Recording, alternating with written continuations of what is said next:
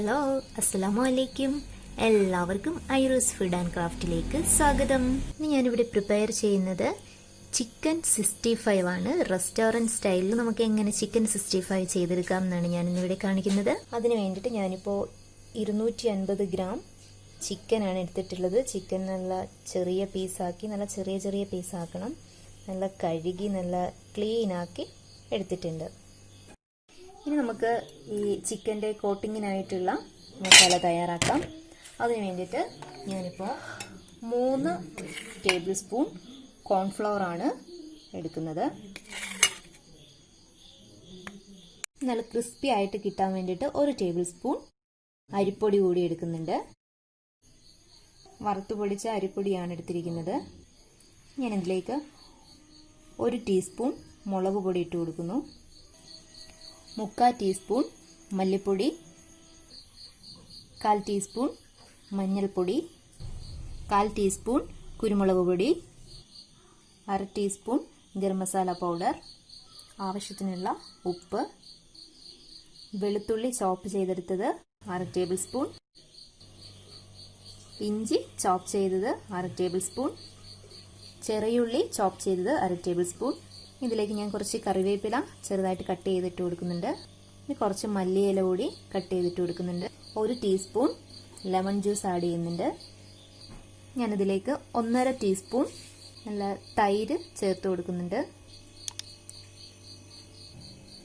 നമുക്കിത് നന്നായിട്ടൊന്ന് മിക്സ് ചെയ്ത് കൊടുക്കാം. ഇനി നമുക്കിതിലേക്ക് അല്പം വെള്ളം കൂടി ഒഴിച്ച് കൊടുത്തൊന്ന് മിക്സ് ചെയ്തെടുക്കാം.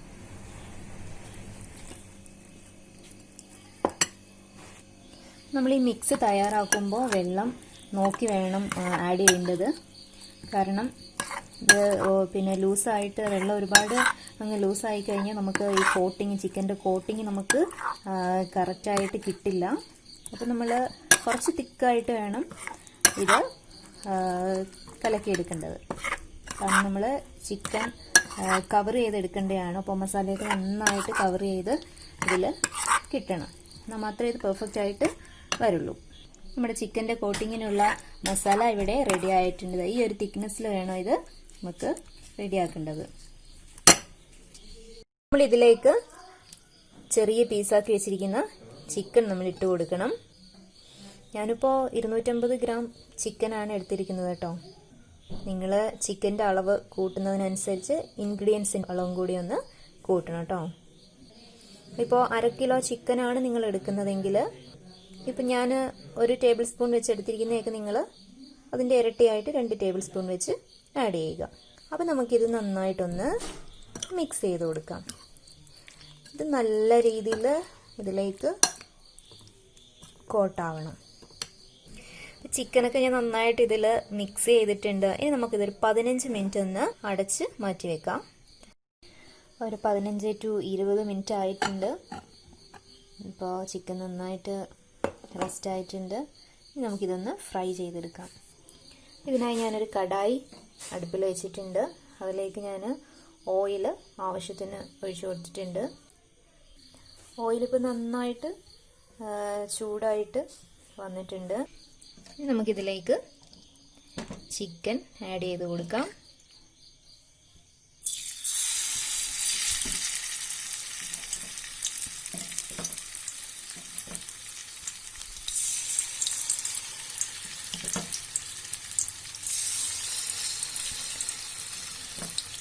ഒരു 2 ട്രിപ്പായിട്ട് ഫ്രൈ ചെയ്തെടുക്കണം.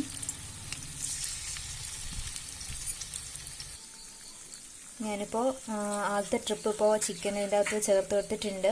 നമുക്കിതൊരു മീഡിയം ഫ്ലെയിമിലിട്ട് വേണം ഫ്രൈ ചെയ്തെടുക്കേണ്ടത്.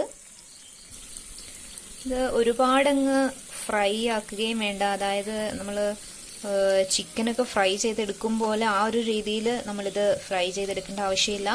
ഒരു മീഡിയം ലെവലിൽ മാത്രം ഇത് ഫ്രൈ ചെയ്തത്. പിന്നെ ഷാലോ ഫ്രൈ എന്നൊക്കെ പറയില്ലേ, പക്ഷെ ഷാലോ ഫ്രൈയും അല്ല, അതിലും കുറച്ചും കൂടി ഇത് ഫ്രൈ ആവേണ്ടതായിട്ടുണ്ട്. അപ്പോഴാണ് നമുക്ക് അതിൻ്റെ കറക്റ്റ് ആ ഒരു ടേസ്റ്റ് നമുക്ക് കിട്ടുക. ഞാനിപ്പോൾ ചിക്കനെല്ലാം ഒന്ന് മറിച്ചിട്ട് കൊടുത്തിട്ടുണ്ട്. നമുക്ക് ഈ ഒരു ബ്രൗൺ കളറിൽ വേണം ഇത് കിട്ടേണ്ടത്. നമുക്കിത് കോരി എടുത്ത് അപ്പോൾ അടുത്ത സെക്കൻഡ് ട്രിപ്പ് ഞാൻ ഇട്ട് കൊടുത്തിട്ടുണ്ട്. ഇതും അതേപോലെ നമുക്ക് ഫ്രൈ ചെയ്തെടുക്കണം. ഞാൻ ഈ വറുത്ത് കോരിയ സെയിം എണ്ണയിൽ തന്നെ നമുക്കിതിലേക്ക് കുറച്ച് കളറിന് വേണ്ടിയിട്ട് ഒരു സോസ് കൂടി പ്രിപ്പയർ ചെയ്യണം.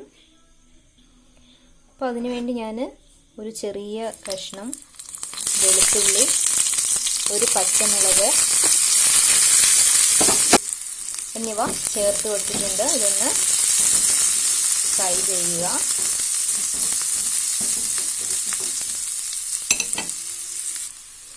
ഞാൻ ഇതിലേക്കൊരു 1/4 ടീസ്പൂൺ മുളക് പൊടി ചേർത്ത് കൊടുക്കുന്നുണ്ട്. ഞാനൊരു 1/4 ടീസ്പൂൺ ഗരം മസാല പൗഡർ ചേർത്ത് കൊടുക്കുന്നുണ്ട്. ഇതിലേക്ക് ഞാൻ ഒരു നുള്ളു ഉപ്പ് കൂടി ഇട്ട് കൊടുക്കുന്നുണ്ട്. ഞാനിതിലേക്ക് ഫുഡ് കളർ ചേർത്ത് കൊടുക്കുന്നില്ല കേട്ടോ. നിങ്ങൾക്ക് വേണമെങ്കിൽ കുറച്ച് റെഡ് ഫുഡ് കളർ വേണമെങ്കിൽ ഒരു ഡ്രോപ്പ് ചേർത്ത് കൊടുക്കാം. ഞാൻ നേരത്തെ ഫ്രൈ ചെയ്തെടുത്തപ്പോഴേ ഞാൻ മുളക് പൊടി കുറച്ച് കൂടുതൽ ഇട്ടിരുന്നു. അതുകൊണ്ട് നല്ല കളറിൽ തന്നെ വന്നിട്ടുണ്ട് ചിക്കൻ. അതുകൊണ്ട് ഞാൻ ഫുഡ് കളർ ഇതിലേക്ക് ഇപ്പോൾ ചേർത്ത് കൊടുക്കുന്നില്ല. ഞാനിതിൽ 1 സ്പൂൺ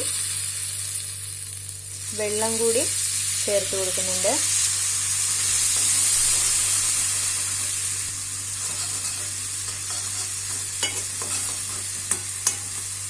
അപ്പോൾ ഇതിപ്പോൾ ഇവിടെ റെഡി ആയിട്ടുണ്ട്. ഇനി നമുക്ക് ഫ്രൈ ചെയ്ത് വെച്ചിരിക്കുന്ന ചിക്കൻ നമുക്ക് ഇതിലേക്ക് ആഡ് ചെയ്ത് കൊടുക്കാം.